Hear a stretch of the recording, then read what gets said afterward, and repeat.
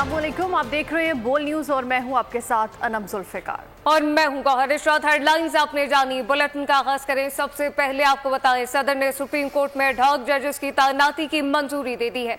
जैसे सरदार तारिक मसूद और जैसे मजहर आलम मियां खैल एक साल के लिए तैनात कर दिए गए, जबकि जैसे सरदार तारिक मसूद और जैसे मजहर आलम मियां खैल सुप्रीम कोर्ट के साबिका जजेस हैं और सदर ने एडहॉक जजेस की तैनाती की मंजूरी आइन के आर्टिकल 182 के तहत दी है। जी, सदर ने सुप्रीम कोर्ट में एडहॉक जजेस की तैनाती की मंजूरी दे दी है और जस्टिस सरदार तारिक मसूद और जस्टिस मजहर आलम मियां खैल 1 साल के लिए तैनात कर दिए गए हैं। जस्टिस सरदार तारिक मसूद और जस्टिस मजहर आलम मियां खैल सुप्रीम कोर्ट के साबिका जजेस हैं। सदर ने एडहॉक जजेस की तैनाती की मंजूरी आइन के आर्टिकल 182 के तहत दी है।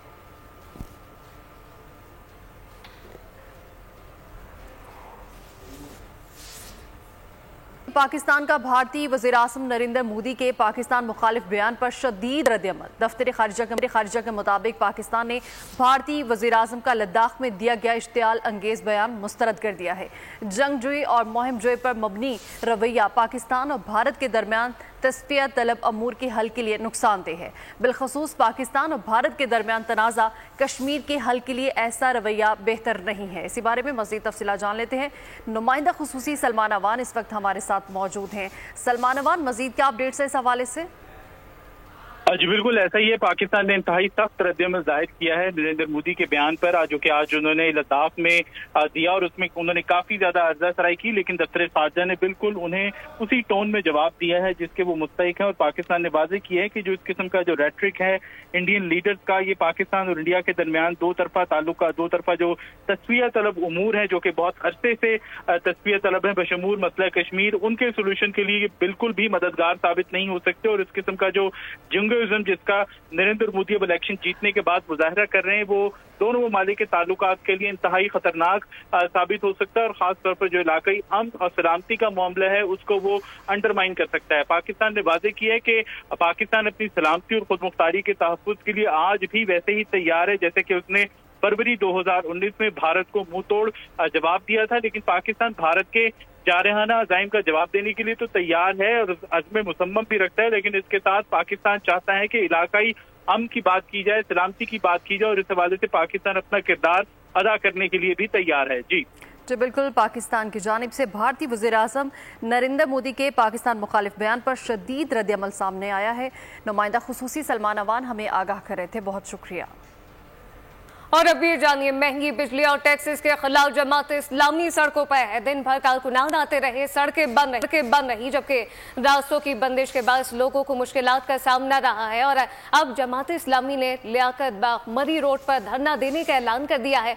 अब क्या सूरत हाल है, हमारे साथ हमारे नुमाइंदगान मौजूद हैं। जुल्करनैन जो डी चौक पर मौजूद है, साथ साथ लियाकत बाग का अगर जिक्र करें तो इसरार खान हमें लियाकत बाग से ज्वाइन करेंगे। सबसे पहले इसरार का रुख करते हैं। इसरार, बताइएगा, दिन भर यही सूरत हाल रही, अब हमने देखा कि हुकूमती इत्तेहाद की जानिब से मुज़ाकरात की कॉल भी दी गई है, लेकिन आप क्या सूरत हाल देख रहे हैं लियाकत बाग में?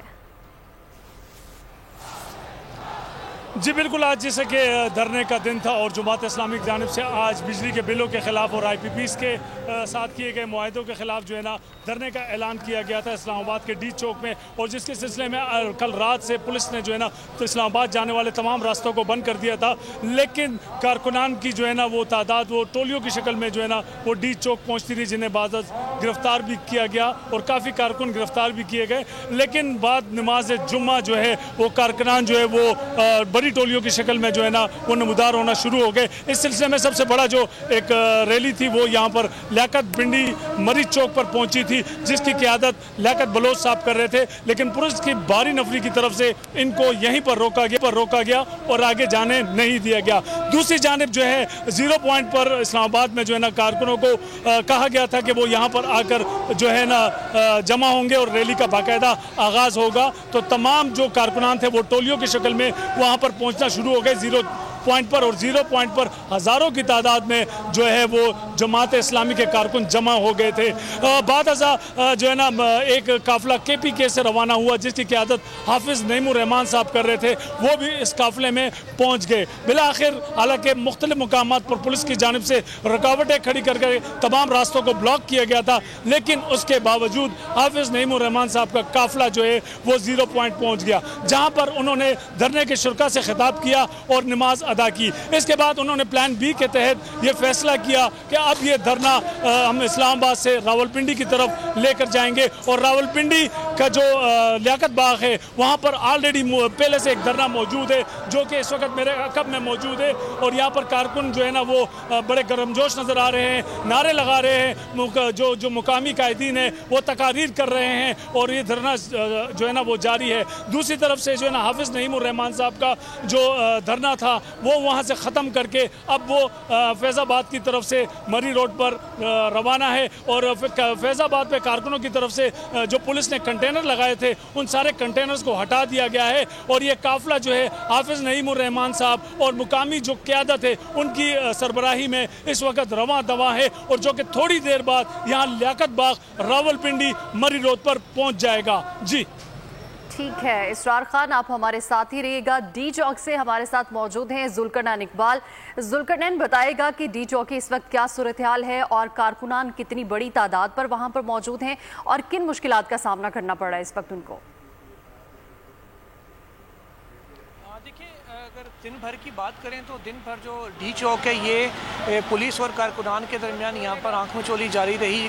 मुख्तलिफ रास्ते अव्वल तो पूरा शहर इस रेड जोन में खासकर आने वाले तमाम रास्ते बंद किए गए हैं, कंटेनर्स लगा, लेकिन कहीं ना कहीं से निकल के जब कारकुनान आते थे उनकी गिरफ्तारियों का सिलसिला यहाँ पर जारी रहा और D चौक से तकरीबन 25 से 30 कारकुनान जो जमात इस्लामी से ताल्लुक़ रखते हैं यहाँ आने वाले थे उनको पुलिस की जानिब से गिरफ्तार किया गया, जिसके बाद गिरफ्तारियों का सिलसिला शाम होते ही पुलिस की जानिब से रोक दिया गया और जो KPK का काफिला था वो तकरीबन 100 से 150 के करीब कारकुनान यहाँ पर कुछ देर पहले तक मौजूद थे। यहाँ पर नमाज इशा भी अदा की बाजमात D चौक में, जिसके बाद जब उनको ये पता चला कि हाफिज़ नईमुर रहमान जो उनकी जमात के अमीर हैं, उनके लीडर हैं, उनकी जानिब से 0 पॉइंट पर यह ऐलान किया गया कि अब हम रावलपिंडी की जानिब मूव कर रहे हैं और मरी रोड पे लियाकत बाग की जानिब जाके वहाँ पर धरना दिया जाएगा। उसके बाद इस्लामाबाद आने के हवाले से आइंदा अमल का ऐलान होगा। तो कारकुनान की जो बड़ी तादाद है वो यहाँ से रावलपिंडी के लिए रवाना हो चुकी है। अब तकरीबन 2 से 3 दर्जन के करीब कारकुनान यहाँ पर मौजूद हैं और बाकी जहाँ तक आपने मुश्किलात की बात की, क्योंकि D चौक की ऐसे एरिया है जो एक तरह से कमर्शियल हब है और यहाँ पर उससे आगे सारा ब्लू एरिया है और दूसरी साइड की अगर हम बात करें तो सारे सरकारी दफातर हैं जिसमें सुप्रीम कोर्ट है, पार्लियामेंट है और दीगर जो हसास दफातर हैं सरकारी वो यहाँ पर वाक़ हैं। तो पब्लिक की मूवमेंट यहाँ पे सिर्फ उस औकात में होती है, दफ्तरी औकात में ज़्यादातर, और ब्लू एरिया में क्योंकि कारोबारी हब है तो लोग आते हैं। काफ़ी ज़्यादा दुकानें यहाँ पर आज हम देखा बंद रहीं और ख़ासकर जो रास्ते बंद किए गए हैं पुलिस की जानिब से कंटेनर लगाकर शहर भर में, उसकी वजह से लोगों को आने जाने में बिलखसूस सरकारी जो लोग थे, जो अरकान असम्बली थे, कायमा कमेटियों में जिन्होंने आना था और बाकी जो सहाफ़ी थे, उन सबको आने जाने में काफ़ी मुश्किलात का सामना करना पड़ रहा है जो रुकावटें लगाएंगी है उसकी वजह से। जी बिल्कुल, इस्लामाबाद में जमात इस्लामी की जानिब से धरना इस वक्त जारी है और हमारे साथ मौजूद थे D चौक से जुल्करनैन इकबाल और लियाकत बाग से इसरार खान हमारे साथ मौजूद थे। आप दोनों का बहुत शुक्रिया। बिल्कुल, अब ये जानिए कि महंगी बिजली अब बारी बार कम टैक्सेस के खिलाफ जमात इस्लामी ने D चौक पर धरना दे दिया है। पुलिस ने कंटेनर और रुकावटें खड़ी की हैं, जबकि जमात इस्लामी के कारकुनान रुकावटें तोड़कर लियाकत बाग पहुंच गए। पुलिस ने मुतादिद कारकुनान को गिरफ्तार कर लिया, जबकि हुकूमती क्रैकडाउन के बायस इस वक्त जमात इस्लामी ने हिकमत अमली तब्दील कर ली है। 3 मकामात पर धरने देने का ऐलान किया गया। अमीर जमात इस्लामी हाफिज़ नईमुर रहमान ने खिताब के बाद D चौक के बजाय तीनों जगह के धरने लियाकत बाग मरी रोड पर मुंतकिल करने का ऐलान कर दिया है। IPPs को बंद, बिजली का बिल और टैक्सेस को कम करना होगा। अब एक धरना नहीं, कराची से लेकर चित्राल तक हर शहर में धरना होगा। अमीर जमात इस्लामी हाफिज़ नईमुर रहमान 2 टोक ऐलान कर दिया है उन्होंने और I8 में धरने से खिताब में कहा है कि 1000 लोगों को पकड़ोगे तो 1 लाख लोग आएंगे। हम 25 करोड़ आवाम को इंसाफ दिलाने के लिए निकले हैं। बंद करो, बिजली का बिल कम करना होगा, टैक्सों को कम करना होगा। 2000 लोगों को पकड़ोगे, यहाँ 10,000, 1 लाख लोगों का इजाफा हो जाएगा। पाकिस्तान के 25 करोड़ लोगों को इंसाफ दिलाने के लिए आए हैं। एक तरफ तो तुम बिजली के बम हम पे गिराओ, एक तरफ तो IPP माफिया को हम पर मुसल्लत करे और हम जब आवाज उठाए तो तुम अपनी हुकूमती फसाइयत का मुजाहरा करते हुए तुम हमें पसे दीवारें जिंदा धकेलो। धरना खत्म नहीं हुआ, लेकिन इन्होंने प्लान ए खुद खराब किया। अभी तो हमने प्लान बी का पहला पार्ट ही इस्तेमाल किया है। धरने का आगाज हुआ है, तैयार है, वापस जाना चाहते हैं, यहीं रहेंगे, इंशाअल्लाह रहेंगे। जमात इस्लामी का इस्लामाबाद में धरना। हुकूमत ने अमीर जमात इस्लामी हाफिज नईमुर रहमान को मुज़ाकरात की पेशकश कर दी है। वज़ीर इत्तलात अता तार ने कहा कि मुज़ाकरात के लिए टीम तश्कील देने के लिए तैयार है। हुकूमत हाफिज नईमुर रहमान के साथ मुज़ाकरात के लिए तैयार है।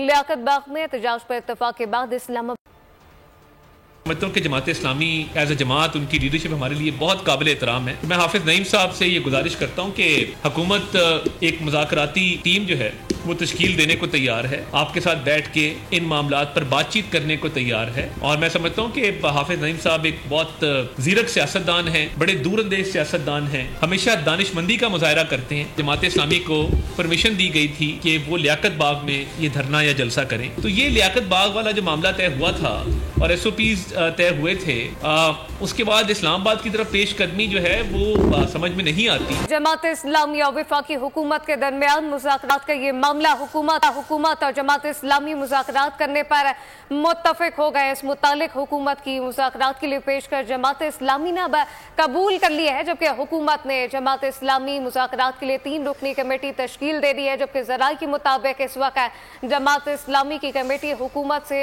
मुज़ाकरात करेगी। जी बिल्कुल, जमात इस्लामी और वफाकी हुकूमत के दरमियान मुज़ाकरात का ये जो मामला है, हुकूमत और जमात इस्लामी मुज़ाकरात करने पर मुत्तफिक हो गए हैं। हुकूमत की मुज़ाकरात के लिए पेशकश जमात इस्लामी ने कबूल कर ली है। हुकूमत ने जमात इस्लामी मुज़ाकरात के लिए 3 रुकनी कमेटी तश्कील दे दी है, जबकि ज़राए के मुताबिक जमात इस्लामी की कमेटी हुकूमत से मुज़ाकरात करेगी। मुज़ाकरात कामयाब होने तक धरना लियाकत बाग में जारी रहेगा। जमात इस्लामी और वफाकी हुकूमत के दरमियान मुज़ाकरात का ये मामला है। इस बारे में मज़ीद तफसीलात जान लेते हैं। डिप्टी ब्यूरो चीफ अली शेर इस वक्त हमारे साथ मौजूद हैं। अली शेर, हुकूमत और जमात इस्लामी मुज़ाकरात करने पर मुत्तफिक हो गए हैं? जी बिल्कुल, इब्तदाई तौर पे जब हुकूमत की तरफ से ऐलान किया गया था अता तारड़ की तरफ से कि 3 रुकनी कमेटी बना दी गई है जो जमात इस्लामी से मुज़ाकरात करेगी, तो उस पर जमात इस्लामी ने आपस में मुशावरत की और उसके बाद जमात इस्लामी ने वो हुकूमत को जो है हुकूमत के राब्ते पर पॉजिटिव रिस्पॉन्स दिया कि हम मुज़ाकरात की कमेटी बनाने को तैयार हैं। और मुज़ाकरात की कमेटी का ऐलान जो है अब से कुछ ही देर में हाफिज नईमुर रहमान अजीज जमात इस्लामी पाकिस्तान करेंगे। जमात इस्लामी के ज़राए का ये कहना है कि जब तक मुज़ाकराती कमेटी किसी नतीजे पर नहीं पहुंच जाती उस तक पाकिस्तान भरी रोड पर मौजूद रहेंगे। और अगर नाकाम होते हैं, अभी तक जमात इस्लामी का ये दावा है कि अगर मुज़ाकरात नाकाम होते हैं तो वो फिर दोबारा डी चौक की तरफ आ सकते हैं। हम अगर कामयाब होते हैं तो फिर उसके बाद धरना जो है वो खत्म किया जा सकता है। कब खत्म किया जाएगा इसका इन्हिसार जो है वो मुज़ाकरात की कामयाबी या नाकामी पर। जी बिल्कुल, हुकूमत ने जमात इस्लामी मुज़ाकरात के लिए 3 रुकनी कमेटी तश्कील दे दी है। डिप्टी ब्यूरो चीफ अली शेर हमें आगाह करे थे, बहुत शुक्रिया। और अब ये जानिए, मुल्क की मईशत डगमगा रही है, हुकूमत IMF की तरफ देख रही है। ऐसा नहीं कि पाकिस्तान मुकम्मल तौर पर बैरूनी कर्जों के सहारे चल रहा है। पाकिस्तान की अपनी कुदरती मादनियात हैं जिनकी मदद से वो बिजली पैदा कर सकता है। थर की सूरत में पाकिस्तान के पास वो दौलत है जिसके जरिए हजारों मेगावाट बिजली तैयार की जा सकती है। चीन और बरतानिया समेत कई ममालिक थर में सरमायाकारी करने के लिए तैयार हैं। अगर ऐसा हो गया तो पाकिस्तान अपनी तवानाई का 60% हिस्सा घर से हासिल कर लेगा। तफसीलात देखिए इस रिपोर्ट में। पाकिस्तान से ही मुल्क को मुआशी बहरान का सामना रहा, जिससे निपटने के लिए गैर मुल्की कर्जों का सहारा लिया गया। पहली बार 1958 में आलमी मालियाती फंड का दरवाजा खटखटाया गया।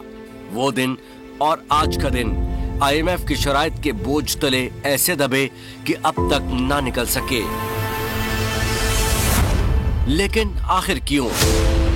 पाक सरजमीन बेशुमार वसाइल से मालामाल है।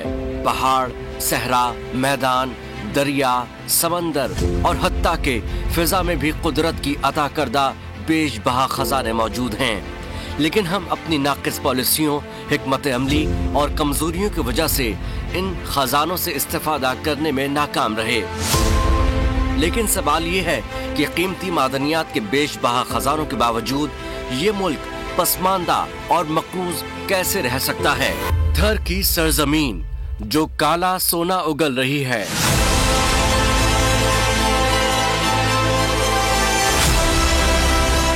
थर में कोयला साल 1988 में दरियाफ्त हुआ। एक अंदाजे के मुताबिक थर में पाए जाने वाले कोयले के जखायर 175 बिलियन टन हैं, जो दुनिया में 119 ममालिक में पाए जाने वाले कोयले के जखायर में 7वें नंबर पर है। बिजली बनाने का सबसे बड़ा जरिया है। इस वक्त दुनिया की कुल बिजली की पैदावार का 40.6% कोयले से बनता है। ताहम अफसोस के साथ हम कोयले से आटे में नमक के बराबर बिजली पैदा कर रहे हैं। वफाकी वजीर बराए तवानाई सरदार उवैस लगारी कहते हैं, पाकिस्तान के कुदरती मादनियात बिजली पैदा करने के लिए गेम चेंजर साबित हो सकते हैं। थर से हजारों मेगावाट बिजली तैयार की जा सकती है। उसका हल है कि तकरीबन 4000 मेगावाट के जो कोल प्लांट्स हैं उनको हम फौरी तौर के ऊपर थर कोल के ऊपर शिफ्ट करवाएं। उसके ऊपर हम बहुत तेजी से काम पिछले 2 हफ्ते में हमने काम शुरू किया और SIFC और पिछली हुकूमत ने काफी एफर्ट करके कि अगले 5 साल के अंदर हमारा ये टारगेट होगा कि 4 से 5 साल के अंदर अंदर कोई ऐसा प्लांट पाकिस्तान के अंदर कोल का न रह जाए जो इम्पोर्टेड कोल पे होगा। थर कोल में वाक़े कोयले के जखीरे को 13 ब्लॉक्स में तकसीम किया गया है, जो 3 फेज पर मुश्तमिल है। माहिरीन के मुताबिक थर में दरियाफ्त होने वाला 20 से 30 मीटर कसाफती कोयला पाकिस्तान की सदियों की जरूरियात के लिए काफी है। एक वक्त में 1 से 4 रुपए फी यूनिट बिजली के साथ साथ दीगर बहुत सी जरूरियात बआसानी पूरी की जा सकती हैं, जबकि कोयले से जमीन के अंदर गैस, डीजल और बिजली का मुतबादिल भी तैयार किया जा सकता है। अगर हम खजानों से इस्तेफादा करें तो इंशाअल्लाह पाकिस्तान IMF के चुंगल से निकलकर तरक्की और खुशहाली के सफर पर गामजन हो सकता है। फ्रांस के दाल हुकूमत पेरिस में मुनाकिद होने वाले ओलंपिक मुकाबलों में इस मरतबा 7 पाकिस्तानी खिलाड़ी शिरकत कर रहे हैं। इन मुकाबलों में पाकिस्तान की नुमाइंदगी अरशद नदीम, कशमाला तलत, गुलफाम जोसफ और गुलाम मुस्तफ़ा बशीर और जहांरा नबी, मोहम्मद अहमद दुरानी और फायका रियाज करेंगे। इनमें से अरशद नदीम, कशमाला तलत, गुलफाम जोसफ और गुलाम मुस्तफ़ा बशीर को ओलंपिक में बराह रास्त एंट्री मिल गई थी, जबकि जहांरा नबी, फायका रियाज और Mohammad Ahmed Durrani wild card entry के जरिए ओलंपिक में शिरकत कर रहे हैं।